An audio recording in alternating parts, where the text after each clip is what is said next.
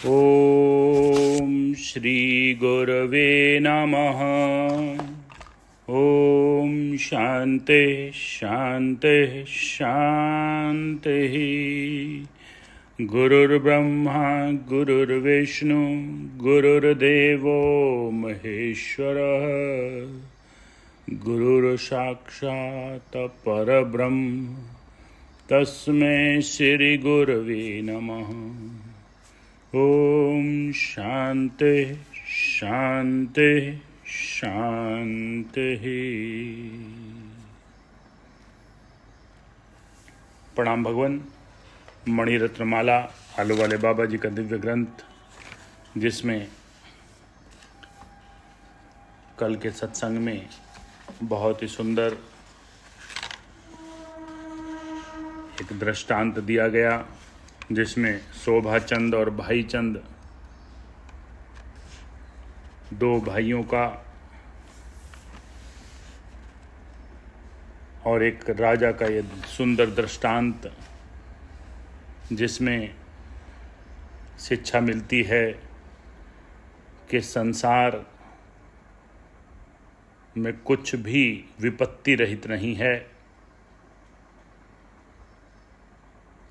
यहाँ पर सब आपत्तियाँ ही आपत्तियाँ हैं, विपत्तियाँ ही विपत्तियाँ हैं। हृदय की आपत्ति, कीर्ति की आपत्ति, मुकदमे की आपत्ति, विवाह की आपत्ति, संसार की आपत्ति, स्त्री की आपत्ति, रोग की आपत्ति, मरण की आपत्ति इत्यादि अनेक प्रकार की आपत्तियाँ और आपत्तियाँ ही हैं। और जो ऐसी आपत्तियों में आपके साथ है वही बंधु है, और माता पिता विपत्ति में सहायता देने वाले हैं।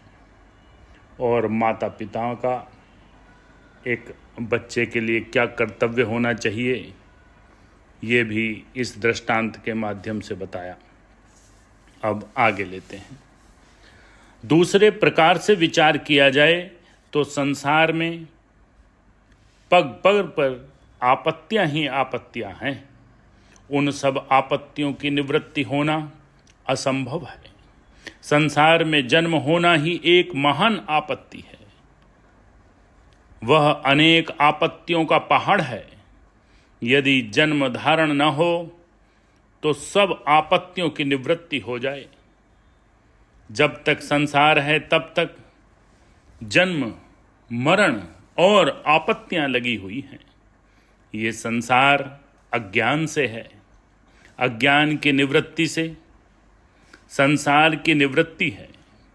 संसार की निवृत्ति से जन्म मरण की निवृत्ति है, और जन्म मरण की निवृत्ति से सब प्रकार की आपत्तियों की निवृत्ति है। इस आपत्ति में जो सहायता दे, आपत्तियों की हमेशा के लिए निवृत्ति करा दे, वह ही वास्तविक विपत्ति में सहायक है। ऐसा विपत्ति में सहायता देने वाला, परम तत्व को प्राप्त कराने वाला संसारी नहीं हो सकता। संसार से जो मुक्त हुआ ही है वही हो सकता है। ऐसा सहायक, सदाचारी, ब्रह्मनिष्ठ सद्गुरु ही है। ऐसे गुरु के सिवाय संसार की आपत्तियों से निवृत्ति करने वाला कोई अन्य नहीं। इसलिए सद उपदेश दाता सद्गुरु ही बंधु है, ज्ञान गोष्ठी दाता मित्र है, और परम आनंद की प्राप्ति कराने रूप जन्म का देने वाला पिता है, और सद्विचार से पुष्ट कराने वाली माता है।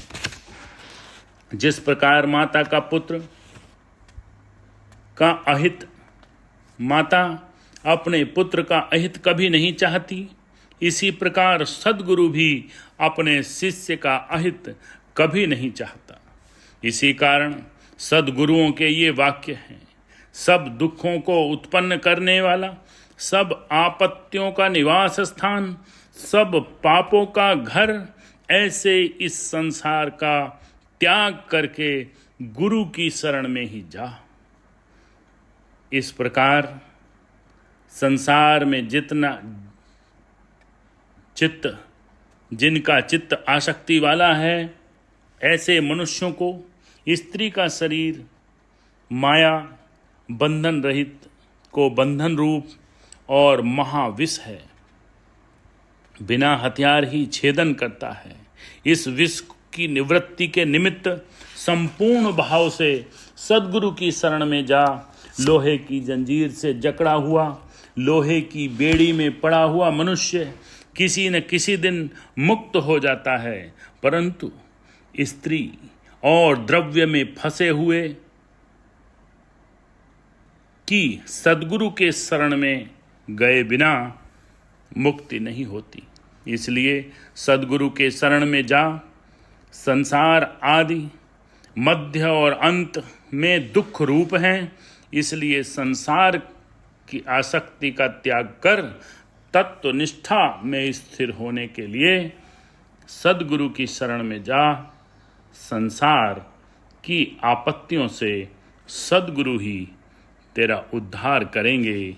वे ही सच्चे बंधु हैं और वही माता पिता स्वरूप। बहुत ही सुंदर।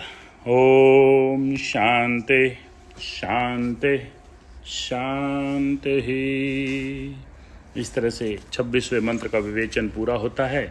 कल 27वां मंत्र लेंगे। ओम शांति शांति। प्रणाम भगवान।